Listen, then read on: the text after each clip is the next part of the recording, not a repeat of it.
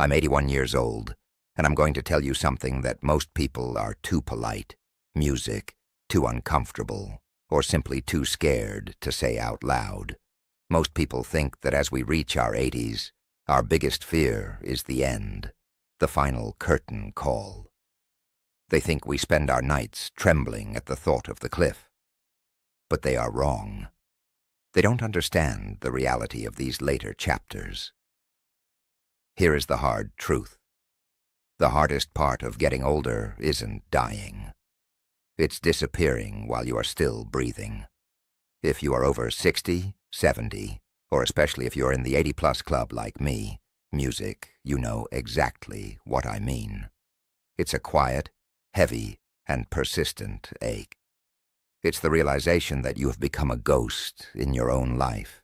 You walk through the world, you go to the grocery store, you attend church, but you feel like you've been erased. People look right through you. You've become a part of the background, like a faded painting or a piece of old furniture that everyone has seen so many times they've stopped noticing it's even there. Stay with me for a few minutes, because if you've been feeling this shadow of invisibility, this weight of being alive but no longer seen, I need to tell you why it's happening, and I need to share the moment my perspective shifted. Because last Tuesday, I found a way to turn this disappearing act into the greatest freedom I've ever known. But first, we have to look this sadness in the eye. We have to name it because no one prepares you for the day you become a relic in your own home. We live in a culture, especially here in the West, that is obsessed with new, fast, and loud. It's a world built for the young, the productive, and the useful. And at 81, let's be honest, we are none of those things. We are the old dusty books on the back shelf that everyone assumes they've already read, so they never bother to crack the spine and see what's inside. I remember the first time I felt it clearly. I was at a family gathering. There was laughter, the smell of good food, the chaos of grandchildren running around. I was sitting in my usual chair, the one with the worn armrests. I was right there. I was music, breathing. I had thoughts. I had jokes I wanted to tell. I had stories about their great-grandfather that only I remember. But as the conversation flowed around me, I realized I was being treated like a museum exhibit. They talked about me, but not to me. They made decisions for me as if I weren't in the room. Is Grandpa tired? Does Grandpa want tea? One day you realize you are still alive, but no longer visible. That sentence hit me like a bolt of lightning in that crowded room. I felt a surge of bitterness. I wanted to stand up and shout, I am still here. I still have a mind. I still have a fire in my belly. But I didn't. I just sat there clutching my tea, feeling the cold fog of invisibility settle over my shoulders.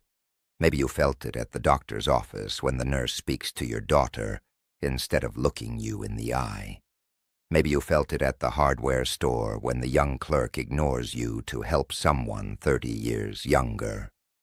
It's a death by 1,000 cuts. It's the world telling you that because your pace has slowed, your value has diminished. But why does it hurt so much?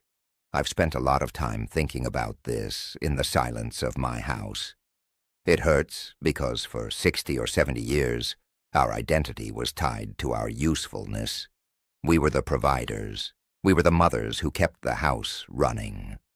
We were the experts in our fields. We were the fixers of problems. Our worth was measured by how much we could do. And now the body doesn't do as much. The career is a memory. The children are grown and have their own problems to fix. When you can no longer do, you are forced to just be. And for most of us, after a lifetime of constant motion, just music being feels like a failure. It feels like we've been benched while the game is still going on. I've seen so many of my peers fall into a dangerous trap. They feel this invisibility coming, and they fight it with a desperate, frantic energy. They try to stay busy with trivial tasks. They try to dress like they're 40. They try to keep up with every digital trend and every political argument, hoping that if they stay loud enough, the world won't forget they exist. I call this the mistake of the final chapter. It's when we spend our last pages trying to rewrite our first ones. We try to be the hero of the story again, the one who leads the charge and saves the day. But that's not what this chapter is for. I made this mistake for years. I sat in this very chair looking out that window, feeling like a discarded tool. I was angry at the world for moving so fast.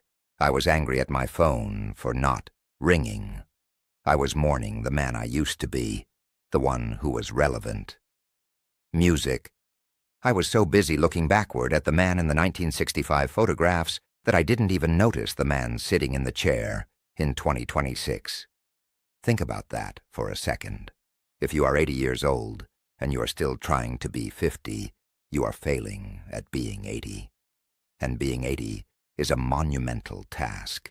It requires a specific kind of courage that a 50-year-old wouldn't understand. The sadness of invisibility grows when we crave the wrong kind of attention. We want the world to see us as useful because we haven't yet learned how to see ourselves as significant. There is a massive difference between the two. Usefulness is about what you produce. Significance is about who you are. No one prepares you for this transition. In our youth, we are taught how to build, how to grow, how to accumulate. But no one teaches us how to diminish gracefully. No one teaches us that there is a profound, holy power in the act of stepping back. I promised I'd tell you about the moment everything changed for me. It happened last Tuesday around 4:00 p.m. That's usually the loneliest hour of my day. The sun starts to get low, the shadows stretch out, and the house feels particularly empty. I was feeling sorry for myself. I'd called my grandson earlier that morning, and he had given me that rushed, polite tone that says, "I love you, but I have a real life to get back to." I felt like a ghost. I felt invisible. But then I did something different. Instead of turning on the television to drown out the silence, I just sat with it. I looked at my hands again, and I realized if no one is looking at me, then I am finally free to truly look at everything else. It was a revelation. For my entire life, I was worried about how I appeared to others. Was I successful enough? Was I a good enough father? Did I look like I knew what I was doing? I was always on stage. Even in my retirement, I was performing the role of the active senior. But being invisible, it's like being a spy in the house of life. Suddenly, the invisibility didn't feel like a curse. It felt like freedom. When the world stops expecting you to lead the parade, you are finally free to actually hear the music. You start to notice things that the useful people are way too busy to see. I noticed the way the dust mows dance in a beam of light in my living room, a tiny, chaotic ballet that has been happening for years, but I was always too busy to see it. I noticed the specific shade of gold the oak tree turns just before the sun goes down. I noticed the hidden tremor in a friend's voice that told me they were struggling, something I would have missed back when I was the one doing all the talking. One day, you realize you are still alive, but no longer visible.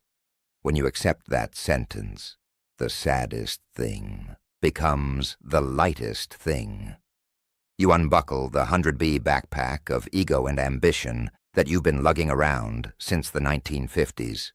You realize that you don't have to win an argument ever again. You don't have to prove your worth to a clerk at the store. You don't have to be important. You gain the superpower of clarity. You see the world as it truly is, not as you want to use it. You see the beauty, the tragedy, and the comedy of the human struggle with a perspective that only comes from being near the exit. So what do we do with this invisibility? Do we just sit in the dark and wait? No. We become the watchers. We become the steady, silent lights in a world that is flickering and frantic. If you are feeling invisible to your family, I want you to try a new strategy. Stop trying to give them advice they didn't ask for. Stop trying to remind them of who you used to be. Instead, just be the light in the room.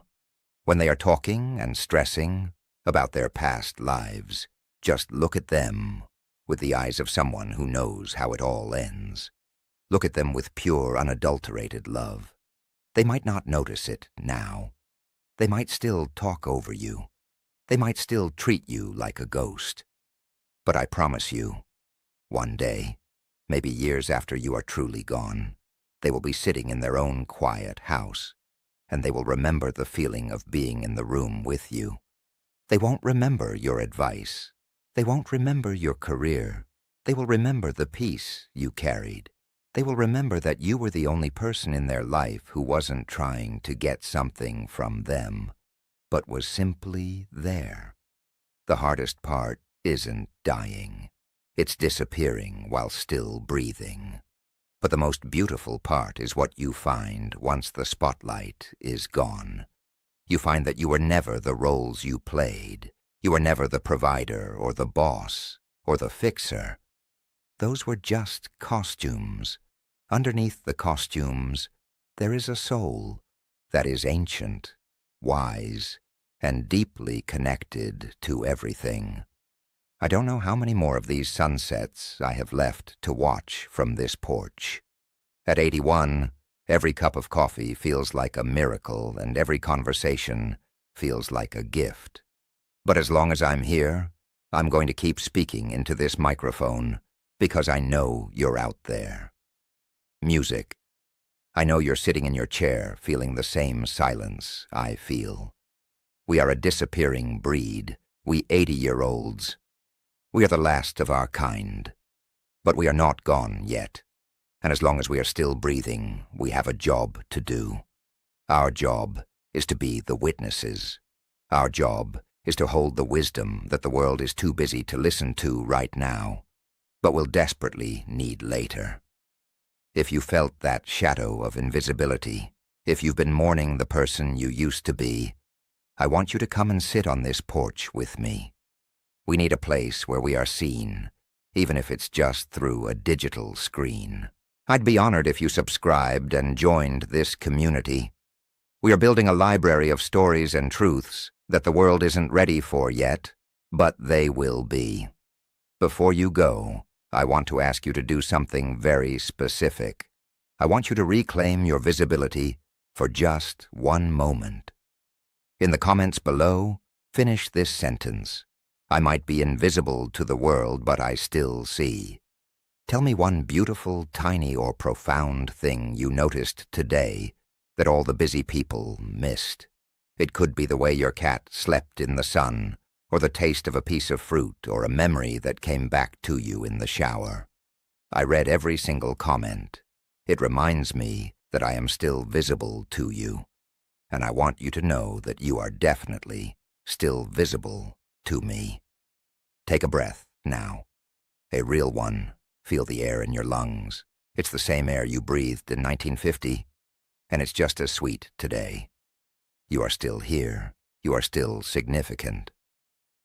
And your story is just getting to the part that actually matters. I'll see you in the next chapter. God bless.